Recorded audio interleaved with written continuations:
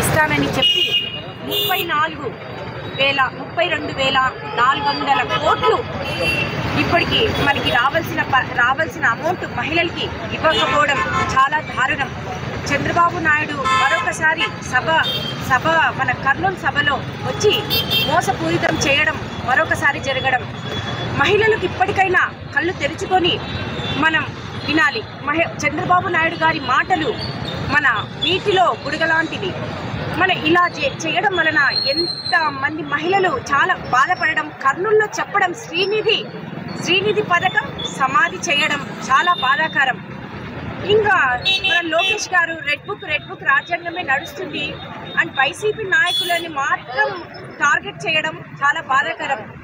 ఇచ్చిన మహిళల పథకాలు ఎక్కడ పోయాయో తెలియదు, కానీ కేవలం వైసీపీ నాయకులని మాత్రమే చెప్పడం చాలా. ఇంకా పవన్ కళ్యాణ్ సార్ గారి గురించి అయితే, అమ్మాయి ప్రతి మహిళకు ఆపద ఉంటే నేను వచ్చి అరక్షణం ఆలస్యం కాకుండా నేను వస్తానని చెప్పిన మనిషి. ఇంతవరకు ఇన్ని కోట్ల లక్షల మందికి మహిళలు ఇబ్బంది పడుతుంటే మాట ఇచ్చి మేనిఫెస్టో ఇద్దరు నేను చేస్తానని ఆ రోజు చెప్పిన వ్యక్తి ఈ రోజు ఎక్కడ ఉన్నారని నేను ప్రశ్నిస్తున్నాను.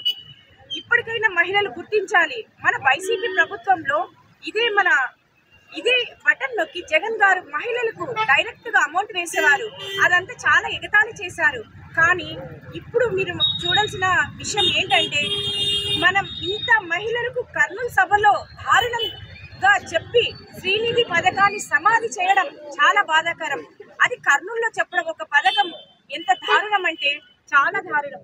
మనం జగన్మోహన్ రెడ్డి గారు ఇదే ఉంటే మన పథకాలు ఎంత పాండమిక్ లో కూడా ప్రతి మహిళకు మనకి అమౌంట్ వచ్చినాయి అకౌంట్ లో. మనం ఇంకొకసారి మన జగన్మోహన్ రెడ్డి గారిని గెలిపించుకుంటే, జగన్మోహన్ రెడ్డి అన్నను గెలిపించుకుంటే ఎంతో మహిళల ఆనందంతో బాగుంటుందని నేను ఒక మహిళగా, స్టేట్ మహిళగా వచ్చి ఇక్కడ వైసీపీ మహిళ తరపున అందరి తరపున నేను మాట్లాడుతున్నా.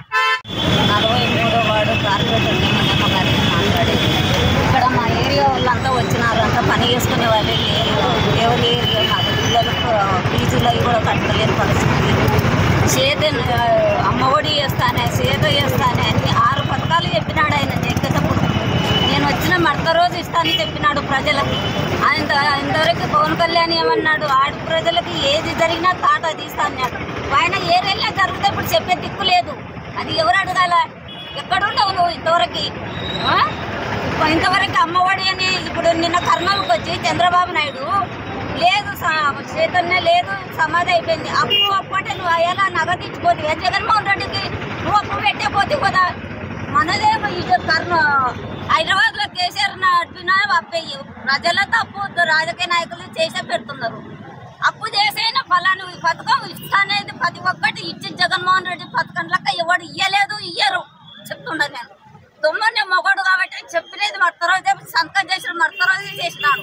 అటు చేస్తే మొగోడు నిలబడి మాట్లాడాలా, ఊకే చెప్పేది కాదు మొగోడు మాట. రాజకీయాలు మోసాలు చేసి ఈ పొద్దు ఇస్తాను, నేను రేపిస్తాను, ఏది ఇచ్చినా ఇంటింటికి పథకం, పింఛనికి ముసలిళ్ళ కానింటికి ఆయన చేసినదే.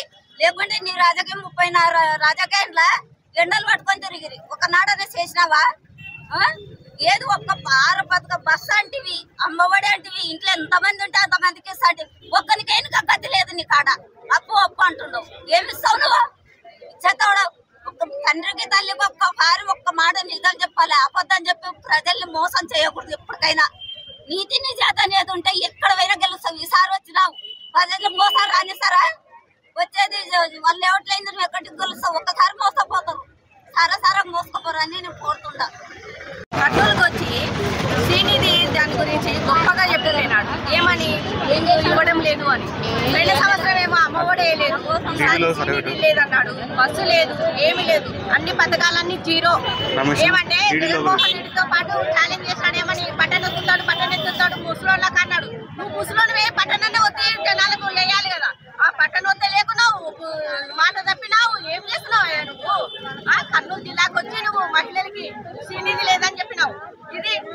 చేసినాడు మా జగన్మోహన్ రెడ్డి కరెక్టే, అన్ని అకౌంట్లో వేసినాడు ప్రజలకి అందరికి అన్ని చెప్పిన పథకాలు కాక ఎక్స్ట్రా పథకాలనే ఇచ్చినాడు జగన్మోహన్ రెడ్డి. అది మాట అంటే సంవత్సరం లోపలే చేస్తాడు. నువ్వు సంవత్సరం దాటిపోయింది అమ్మఒడి ఏంటయ్యా, 4 మందికి ఇస్తాను, ఇంట్లో ఎంతమంది ఉంటే అంతమందికి బస్సు ఫ్రీ అన్నావు, ఇది బస్సు ఫ్రీ ఆడుంది అన్ని చూపియ్యా, ఓటు అడిగిన కోసం అప్పుడు చెప్తాము బాగా బుద్ధి. ఇప్పుడేం లేదు, జగన్మోహన్ రెడ్డి రెడ్ బుక్ పెట్టుకున్నావు కదా, రెడ్ బుక్ లో ఏమని పెట్టుకున్నావు, వైఎస్ఆర్ పార్టీ ఉన్న వాళ్ళని వాళ్ళ కుటుంబాలని ఇబ్బందులు పెట్టడమే నీకు తెలుసు. మా జగన్మోహన్ రెడ్డి వచ్చినాక డబల్ పెడతామని గుర్తింపు పెట్టుకో, మర్చిపోము, ఏది చేసా మర్చిపోము మేము, అది మాత్రం మర్చిపోతండి. కర్నూలుకి వచ్చినాడు చంద్రబాబు నాయుడు. మరి వచ్చినాడు దేనికి వచ్చినాడో అది ఎవరికి అర్థం కాలేదు. వచ్చినాడు విజయవాడలో మరి మార్కెట్లో లేక వచ్చినాడా, కూరగాయలు కొనడానికి వచ్చినాడా, ఏం కొనడానికి వచ్చినాడో అర్థం కాలేదు మాకు. కానీ వచ్చినాడు కర్నూలు మహిళలని కొంచెం బాధపడి మనుషులని మమ్మల్ని హింసించినట్టు మాట్లాడాడు మా మహిళలని. కానీ అది చాలా తప్పన్నమాట. నీకు చేతనైతే ఇస్తాని చెప్పు చంద్రబాబు నాయుడు. అట్లాంటప్పుడు సీఎం ఎందుకైనా అయ్యారు. కూటమి ప్రభుత్వం అని 3 కలిసి అయినారే మీరు. 3 ఉండి కూడా ఏం చేయలేకపోతున్నారు మీరు. దేశాన్ని ఏం వెళ్తున్నారు మీరు. మీకు డబ్బు ఎక్కడ వేసుకోవాలా, ఏం వేసుకోవాలి, మందు దాంట్లో వేసుకోవాలా, ఈ ఉష్కరాలు వేసుకోవాలా, ఇదే మీకు నిద్ర కూడా పట్టదు డబ్బుల విషయంలో మాత్రం.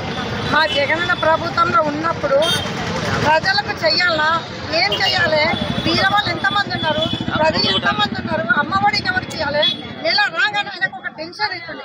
కానీ ₹1 ఒక్కరికి లెక్క తప్పకుండా కూడా ఇచ్చి నెలకి ఇచ్చినాడు. ఆయన మొగోడు. నువ్వేం చేస్తున్నావయ్యా, ముగ్గుట్లో తేలుతున్నారు ముగ్గురు.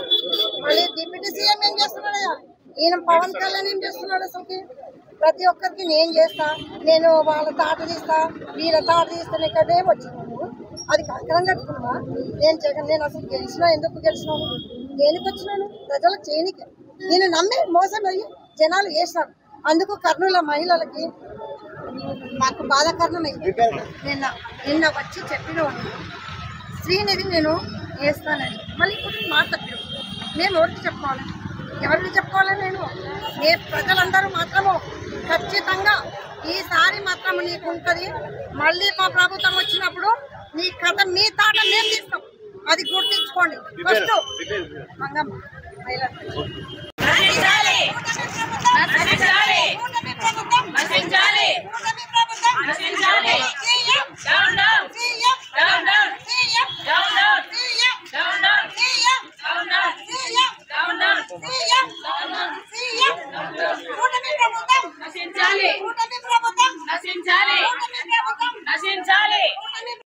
బాబు రెడీ.